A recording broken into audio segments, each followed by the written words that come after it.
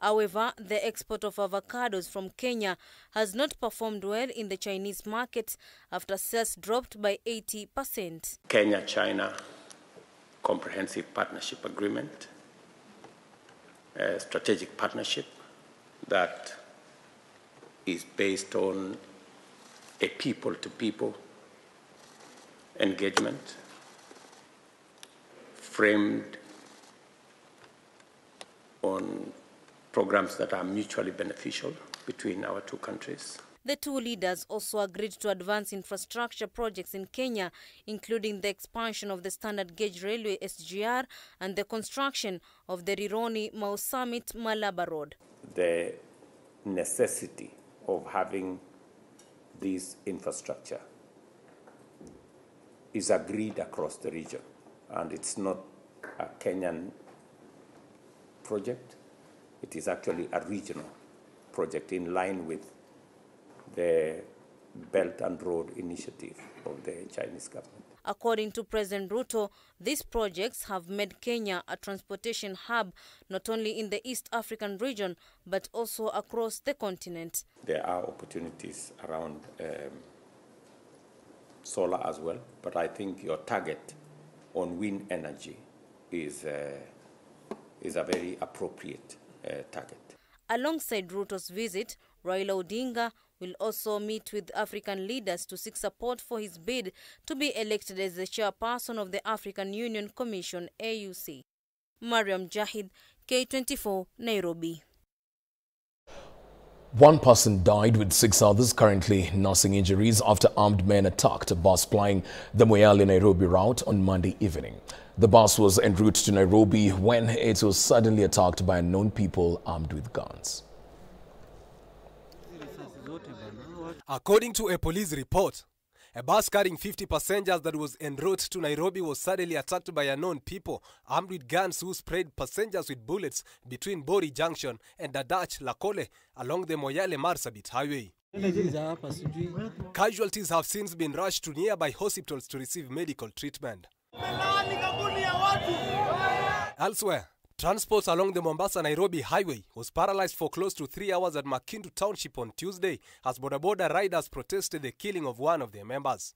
The body of the deceased, Joseph Kamala, was found in a thicket near the Makindu Township on Monday after he was reported missing on Saturday. Kitika sana kwa sababu tumeweza kumpoteza kijana ambaye alikuwa ametegemewa katika familia na ni kijana ambaye tulikuwa tunatarajia mengi kutoka kwake. Hakuwa msumbufu. Kama familia tumepoteza kijana mchanga. Kitu iko na mpango na watu ambao walituahidi kutakuwa kukipotea mmoja baada ya mwingine. Yes. Na tunawajua. Tutawataja jina kwa jina na tutajambuliana na wao siku kwenda nyingine. Mmerukia vijana wetu wa bodaboda. Mtu ametia bidii anakuja kuuliwa pikipiki ikiwa imebakisha 3,000. Hiyo ni ungwana. Sasa tunatangaza hivi. Tutaweka maandamano kutoka leo. Makueni County. Si hapa Makindu. The boda operators faulted the police for their negligence amidst the rampant insecurity incidents in the region. Polisi ya Makindu haifanyi kazi. Yes. Na ndiposa unaona kwa leo tutawasikiza. Hatuwezi kubali.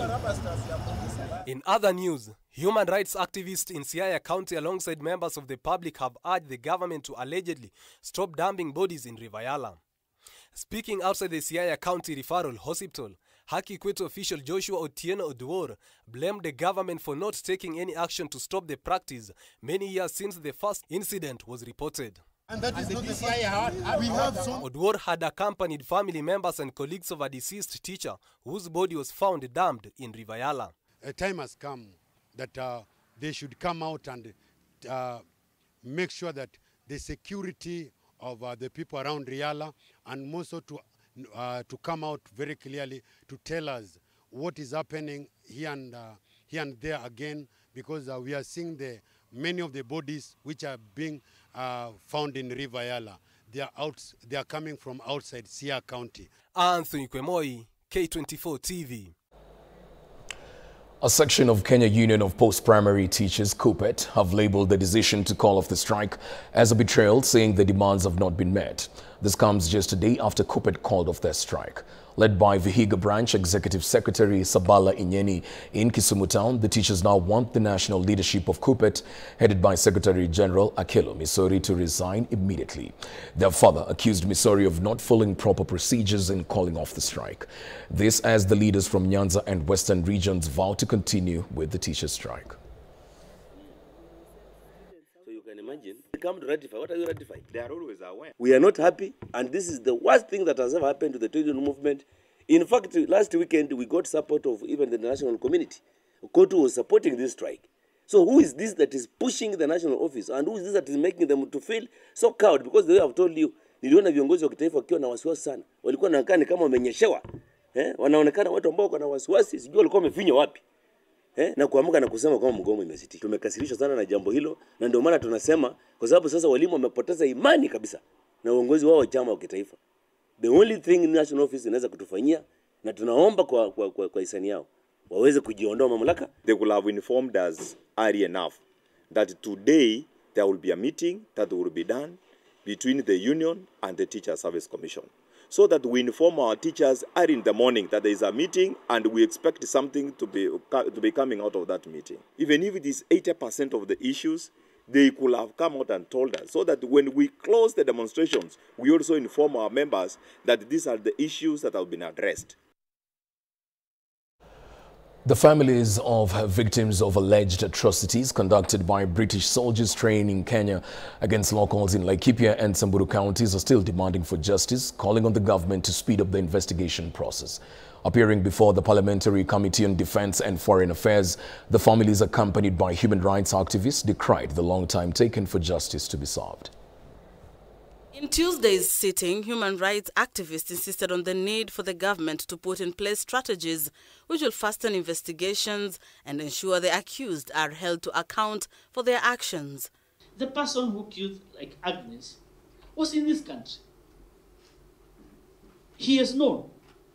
Why is it that ODPP is not progressively developing systems that will facilitate swift law enforcement?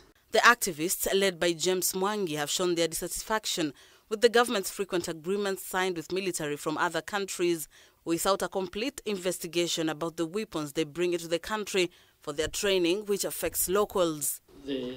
As a water catchment. But, Mr. Chairman, this is where the British Army trains with the weapons unknown to Kenya government and the community. Yet, the people use that water. Agnes Wanjiru's nephew, who was killed by a British soldier in 2012 and his body drowned in a water tank, is demanding for justice, saying it has been more than a decade and the suspect has not been charged. And I always ask myself so many questions because this is justice denied. Despite the investigations having been going on since 2019, she has not received any updates. We are asking you as the community, please, to help us. Even you push the DPP to ask for the extradition of that soldier. The committee members, on their part, called on the relevant institutions to hasten the investigations and deliver a report for the law to take its course. Compensation must come forth. 13 years later, I mean, a daughter who is now 13 years waiting for justice for her mother to be done. I mean, as a committee, we need to rise up to the occasion. Busara Naman, K24 TV. Public Service Cabinet Secretary Justin Muturi has assured civil servants through the Union of Kenya Civil Servants that the National Treasury will be releasing funds as per the agreed terms according to their collective bargaining agreement. Speaking at a roundtable meeting earlier today, Union of Kenya Civil Servants Secretary General Tom Odege said they had been forced to call for a strike following government's recent directive that saw the end of the teacher strike, something that made them question their priority as civil servants. National Treasury, which I may wish to announce, has agreed to provide resources for the payment of civil servant salaries as per the terms contained in the collective bargaining agreement. I think the panic that ran around the country was that the country, the government may not be in a position to meet its obligations. That is already now water under the bridge. They're already working on the harmonization of the payroll so as to avoid the situations of ghost workers. Whatever we agreed with the government has been given to us, and by the end of this month, we are confident all of them are going to get their pay backdated to July 1. We had to go out and give government some notice of a strike if this one was not fully implemented. But today I want to announce officially that the threat to go on strike is fully discarded, because our interest and the reason why we were calling the strike has been fully fulfilled. We thought it was bad for the government to discriminate against us, because by availing money to teachers and leaving civil servants who also signed a union CBA. Meanwhile, Labour and Social Protection Cabinet Secretary Alfred Mutua has reassured workers that the proposed 6% minimum wage increase will be implemented before end of the year.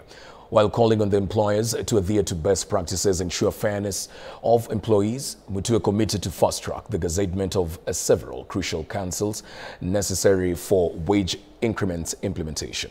Bodies present at the sit-down were the Federation of Kenya Employers, represented by President Gilda Odera, Wages Council and the Agricultural Workers Council, among others.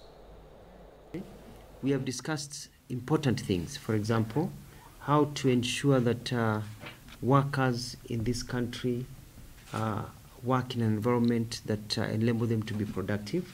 But even more important, employers in this country can be able to sustain keeping the employees employed, and how they can be able to expand the number of people who work for them, so we can be able to grow the economy. We need to work as a team, as a country, to sort out many issues. And by bringing together the Federation of Kenya Employers, ourselves, other unions, to sort out problems before they occur, it means that we'll be able to move forward as a country and everybody will be happy. We have also discussed the 6% increment of wages that is expected, and I've assured the Federation of Kenya Employers that we are going to follow procedure properly. We are going to gazette the wage councils and Agriculture Council, Security. Well, we take another short break right here on K24 Evening Edition. We'll be back with more in a short while.